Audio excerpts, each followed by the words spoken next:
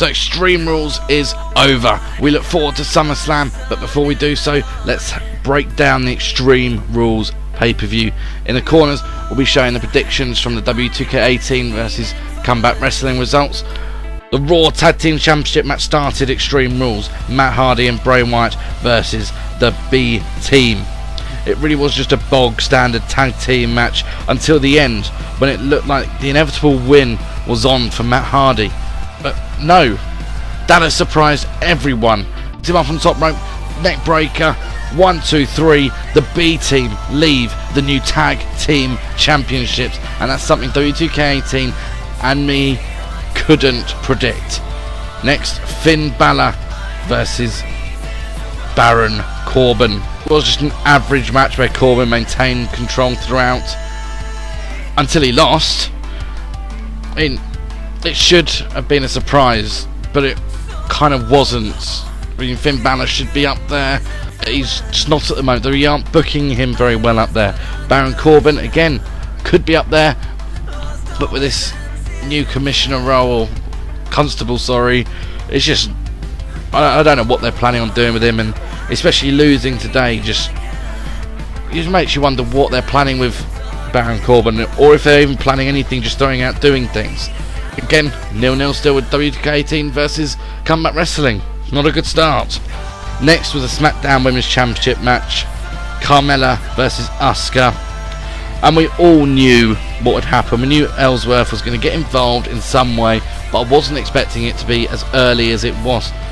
Stashing things away in his pockets, giving them down to Carmella at the right time, throwing down a chain, but Asuka caught that and stopped that from happening. Then throwing down the spray can of whatever was in it from last week's SmackDown. It was just inevitable until he opened up the cage, came out the cage and got himself hooked up nicely. Became a giant piñata for Asuka to kick. But of course, that distraction led to Carmella throwing Asuka into the cage, head first, straight on the steel. 1, 2, 3, Carmella leaves a champion. And I mean, what is the point of a shark cage match? I really don't understand it, because every time I do a shark cage match, it's inevitable that the person above the ring is going to get out or interfere still. I thought the shark cage is meant to stop them from interfering, but it's not. Absolutely ridiculous. Just drop that match now and just ban them from ringside, or lock them up somewhere. Put them in the boiler room. I don't care where you put them. But thankfully, that result does give me the first point in the predictions against W2K18 to go 1-0 up. Next up, we had the United States Championship match, Jeff Hardy defending against Shinsuke Nakamura. And you're going to say there's only one word to describe this match: absolute shock. What happened? Jeff Hardy and Shinsuke get ready for the match. Referee takes the title over and bang! Shinsuke hits the low blow, his signature move at the moment. Wasn't what I was expecting to happen. This should have been a one hell of a matchup. The high-flying Jeff Hardy, the strong style Shinsuke Nakamura going one-on-one. Should have been one hell of a matchup. But then the match starts and bang! Kinshasa, 1, 2, 3, new United States champion. And then it got even more confusing. Randy Orton comes out, and you think, oh, here we go, Randy Orton, Shinsuke Nakamura, United States Championship at SummerSlam. I don't even know if that's going to happen now. He turned around and attacks Jeff Hardy. It's left so many questions. Is Randy Orton heel? Is he going after Jeff Hardy, or is he actually just sending a message to Shinsuke Nakamura? And where does Jeff go from here? Have they given up on Jeff Hardy? I just don't know what's going on now. But that gave me my second point. 2-0 up now. Next up was a steel cage match, Braun Strowman versus Kevin Owens. What else you say about this match, Ian? It was a bit one-sided. Kevin Owens then obviously had a plan, put the handcuffs on Braun, put him on the rope, and thought he'll get out, just escape the cage from there. That didn't quite go to plan for Kevin Owens. Braun Strowman using the strength, great bit of strength to tear that handcuff off. That's what happened afterwards. An absolute car crash. I know we've just celebrated like the 20 years since Mick Foley got thrown off the Hell in a Cell. I wasn't expecting Braun Strowman to sacrifice the match, stand up there and choke slam him off of the steel cage through the table. I mean, when they showed that slow motion replay, it looked absolutely brutal for Kevin Owens. There's not much else you can say about the match.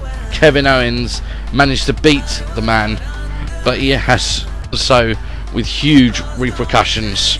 Strowman obviously didn't care about the match, he just wanted to beat up Kevin Owens. So thanks Braun for that huge spot, but you've sacrificed a point to me. It's now 2-1. Next up we had the Bludgeon Brothers versus Team Hell No, or we were meant to. What a complete farce to book this match. It starts off as a 2-on-1 match. Daniel Bryan does brilliantly well to combat it, hits some great moves, threw the ropes out to the outside, it's brilliant. Then here comes Kane with a big boot on now, and when he it's obvious he's not fit enough after that attack, so why even send him out? Comes out, hits a couple of punches, gets knocked to the ground, tags in Daniel Bryan, and that's it.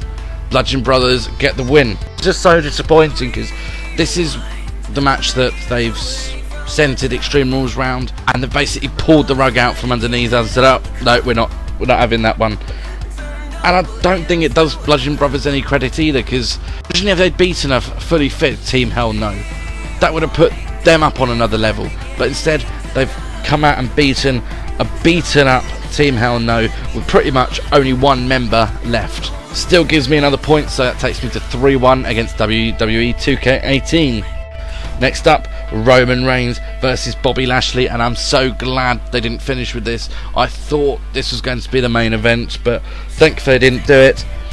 And this match turned out to be so much better than I thought it would be. I did have concerns this is going to be the modern age Brock Lesnar Goldberg, but it wasn't that bad of a match. A couple of big spots. Really thought Bobby Lashley had injured his shoulder when he went over that top rope, landing right on his shoulder on the outside. I thought, well, that's the end of Bobby Lashley, but thankfully he soldiered on. He picked up the win. Great match. A surprisingly great match. And that puts me 4-1 up against WWE 2K18. Next up, the Raw Women's Championship Extreme Rules match. Alexa Bliss versus Nia Jax. That wasn't really anything to shout home about. It got extreme. Nia Jax just doesn't seem to be comfortable in an extreme environment. Alexa Bliss certainly using all the equipment she can. But then we had Ronda Rousey. She looked a bit green. This wasn't the Ronda Rousey we saw at WrestleMania. I don't know what WWE can do, but they need to do something, because Rousey looked like she was going to injure Mickie James as she was throwing her around the place. Just didn't seem to be able to get it together today. It's safe to say we're now going to get Alexa Bliss versus Ronda Rousey at SummerSlam for the title. That gives both W2K18 and Combat Wrestling a point each, 5-2 now. Next was the WWE Championship match, AJ Styles versus Rusev. And the biggest thing I wanted from this match was for Rusev to prove that he should be in the main event. Show that this is the spot where you could be. And I think he did a very good job in that spot, proving that he can hang there with AJ Styles. He hasn't done enough to prove that he can overtake AJ Styles and take that title off him yet. But that is a fantastic matchup. What else do you expect from AJ Styles match? AJ Styles matches are normally the best matches on the card, well, these days anyway, but that's exactly what it was, one of the best matches on this card. The only disappointment I had in this was I was really hoping to see Samoa Joe come out, either attack AJ, confront him, anything, just to set up a SummerSlam match of AJ Styles versus Samoa Joe for the WWE title. I think that would be a great SummerSlam match, get everyone excited for it, and I think they'll have a much better match than the last one we were looking forward to with AJ Styles. That gives us both another point. Combat Wrestling 6 to K18 3.